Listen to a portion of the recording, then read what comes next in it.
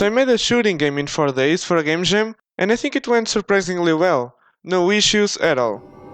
What the hell is this? Wait, what is happening? Oh no no no no! Hey everyone, I'm Simon and this is my new game dev channel.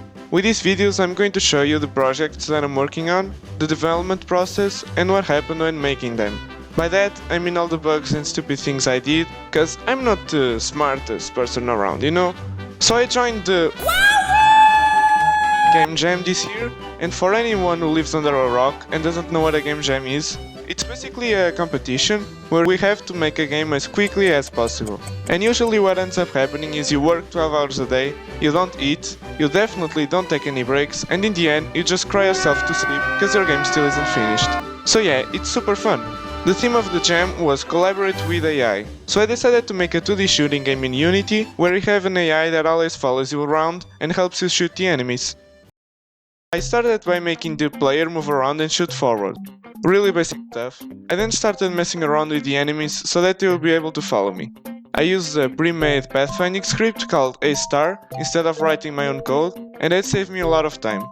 I used the same script to make the AI companion follow you around, and basically it just moves to an imaginary point that is always on your left side. The problem is, he constantly gets confused with walls, but we can't judge him, he's doing his best.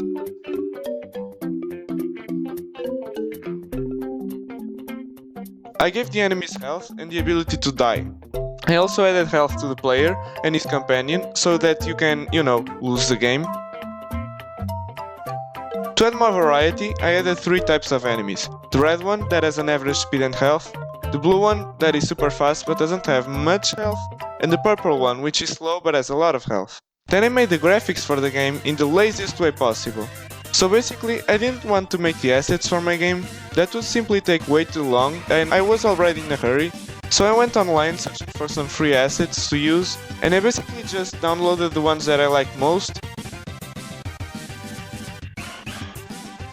removed the background of them using Paint 3D and imported all of them to Unity.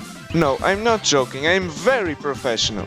I made 5 rooms that you can play in and I had the idea to make a big boss with a ton of health for the last one. This is when all things stopped working, literally, and it was all because I decided to make a replica of all the Unity objects that I had already made for the other maps, so that they would work differently on this last one. So basically I made a boss which was just a normal enemy but with a new script and a new name and tons of health. And I wanted the enemies to spawn around the boss after a certain amount of time, but the normal enemies didn't do that, so I had to make even more new enemies with a new script and a new name. But now the bullets weren't dealing damage because they were on the same enemies as before, so I had to make new bullets with a new script and a new name. That was probably the dumbest way of doing this. But it doesn't matter, because everything was finally working now.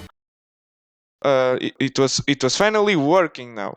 And oddly enough, I still had a few hours left before the jam ended, so I also tried adding music and sound effects to the game. I added an epic, royalty-free background music that I found online,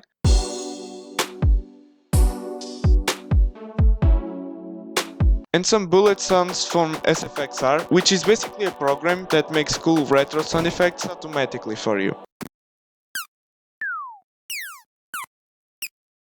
This was surprisingly easy to do, and after that I took some screenshots of the game, made a logo using a glitch that I found by making the enemy spawn time be 0, and it had some interesting results, and I released the game on itch.io just before time ran out. So yeah, that's pretty much it. Thank you so much for watching my first video, and there will be a link to the game in the description below so you can go play it right now, or else I'll delay Breath of the Wild 2 again, and nobody wants that to happen, right? But wait, there's more! I actually made an update to the game after the jam ended. You thought I was done, didn't you? So I added some particles when the enemies die and when bullets hit something using Unity's particle system. And despite some famous YouTubers saying that this is a great system for making particle effects, I thought it was way too complex for its own good. Like, look at this! This is nuts! A renderer? Emission? Randomized rotation direction, like what the f***? Looks like a freaking Harvard exam or something. I'm not ready for this. Then I made more sound effects in SFXR for the explosion of the enemies and for the buttons in the menus. Also, before I released the game, I placed these mud puddles around the maps and the goal was to make them slow down the player when you collided with them. But I couldn't make it work on time, so I added that effect later as well. I was actually being dumb and it was quite easy to implement.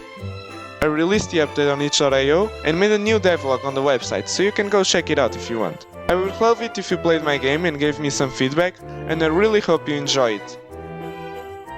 So, to finish this video, I just wanted to give you some tips so you don't make the same mistakes I did, like being born and So tip number 1, don't make more prefabs just for the boss. That is dumb, and you know, I still did it, I don't care. I was completely aware that this was a terrible solution. Tip number 2, don't use Paint 3D to make the assets for your game, because they definitely will look like they just came out of a DS game.